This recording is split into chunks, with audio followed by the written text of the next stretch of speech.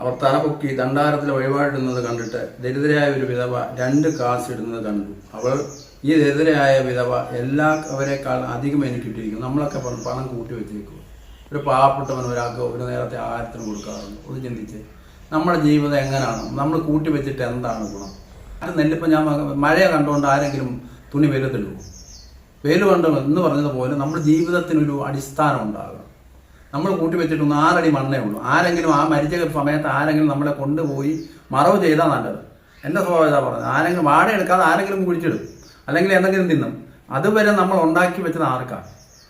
കഥാവേശ് പറയുന്നത്, ഇന്ന് രാത്രി ഇന്ന് രാത്രി നിന്റെ ജീവൻ എടുത്താൽ നീ ഉണ്ടാക്കിയത് ആർക്ക് വേണ്ടിയാണെന്നാണ്. തിന്നും കുടിച്ചെന്നും പറഞ്ഞപ്പോഴാണ് പറഞ്ഞത്. എന്നാൽ നമ്മൾ ആ സമയത്ത് തക്കത്തിന് ഉപയോഗിക്കണം. ഒരാൾക്കൊരു നേരത്തെ ആഹാരം നമ്മുടെ കയ്യിൽ ഉണ്ട്.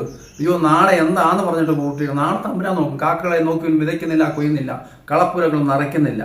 എന്നാൽ തമ്പുരാന് അത് നമ്മളെ നടത്തും. ദൈവം തമ്പുരാൻ ദൈവത്തെ വിളിക്കുന്നവനും അവൻ എല്ലാവരും ആരും പട്ടിണി കിടന്ന് മരിക്കുന്നില്ല. നമ്മൾ പട്ടിണി കിടന്ന് മരിക്കുന്നെങ്കിൽ നമ്മുടെ സ്വഭാവം കൊണ്ടാണ്.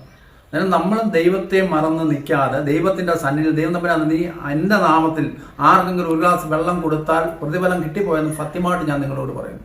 ഏറ്റവും വലിയ പാപത്തിൻ്റെ എന്ന് പറഞ്ഞാൽ ദാനധർമ്മം. നീ എത്ര ചെയ്തെന്ന് പറഞ്ഞാൽ ഒരു ദാനധർമ്മം നിന്റെ സകലവിധമായ പാവം ക്ഷമിച്ചെന്നാണ് പറഞ്ഞത്.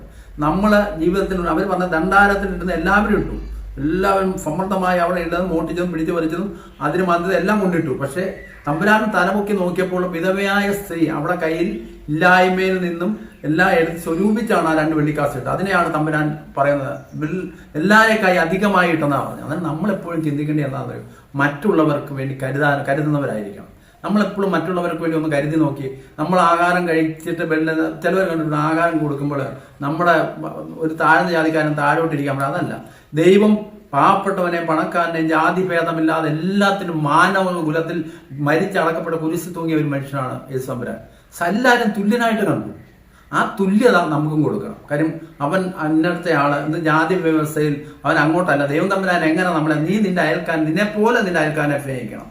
കർത്താവ് പൂർണ്ണ ഇടത്തോടും പൂർണ്ണ മനസ്സോടും പൂർണ്ണ ആത്മാവിനോടും പൂർണ്ണ ശക്തിയോടും ദൈവത്തെ സ്നേഹിക്കും. അതായത് നമ്മളെ സ്നേഹിക്കുന്നത് എപ്പോഴാണ്? ദൈവത്തെ മുൻനിർത്തി ആ കാൽവറി ക്രൂസിന്റെ മുൾക്കിരീടത്തെ ഓർത്ത് ചിന്തിക്കുന്നത്. മദർ തെരേസ എന്താ പറഞ്ഞത്? ഞാൻ അവനെ ദൈവത്തിൽ കണ്ടു. അവന്റെ പുഴുവെടുത്തപ്പോൾ ആ പുഴു കിടക്കുന്ന ആ മനുഷ്യന്റെ ആ പുഴുവെടുത്ത് മാറ്റുമ്പോൾ എന്താ പറഞ്ഞത്? ഞാൻ അവനോട് ദൈവത്തെ കണ്ടെന്നാ പറഞ്ഞത്. അങ്ങനെയുള്ള ദൈവത്തെ നമ്മൾ കാണാൻ നമ്മൾ ആഗ്രഹിക്കണം, ശ്രമിക്കണം, പ്രാർത്ഥിക്കണം. എന്നാൽ യേശുവിന്റെ നാമം തന്നെ ആമേൻ.